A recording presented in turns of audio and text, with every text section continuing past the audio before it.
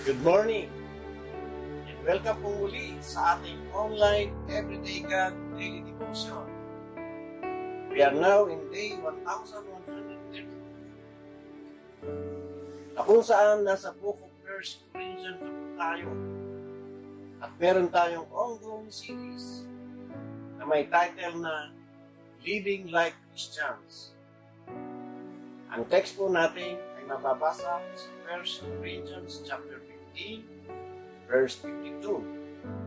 At nilagyan natin ito ng title na The Resurrection Body.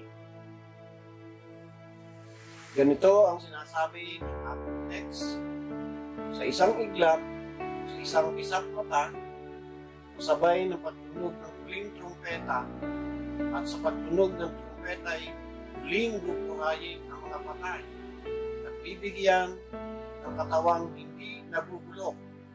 At tayo mga buhay pa ay bibigyan din ng bagong katawan. Sa nasabing text na binasa natin, ipinapakita dito ang pangako ng Diyos. Sino man sa mga true believers, ang mga namatay na ay muling bubuhayin at bibigyan ng katawang hindi nabubulok. At tayo mga buhay naman ay bibigyan din ng bagong katawan.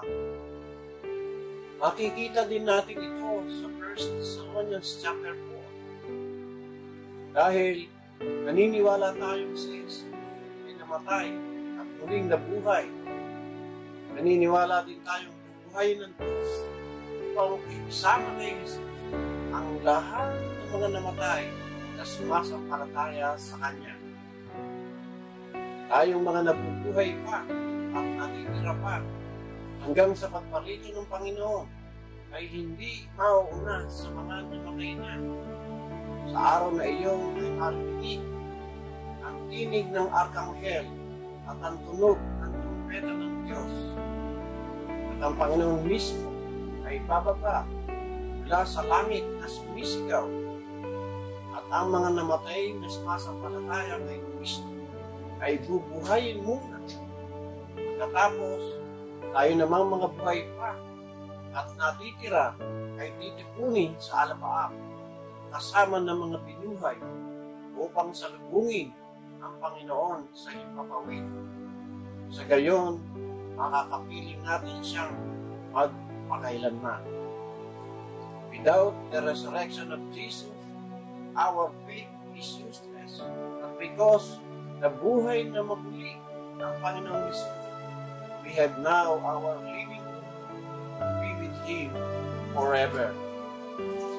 And two things will happen to our bodies. Bodies of the dead Christians will be glorified, and bodies of the living Christians will be transformed. Ano ang tinuturo ng magandang balita nito para sa atin? Dapat magpakatatag tayo at huwag matigil. Number 2, dapat maging masipag tayo sa paglilingkod sa Panginoon. Number 3, dapat palakasin natin ang loob ng bawat isa sa pamamagitan ng mga salitang ito, dahil alam natin hindi masasayang ang ating paghihirap para sa Kanya.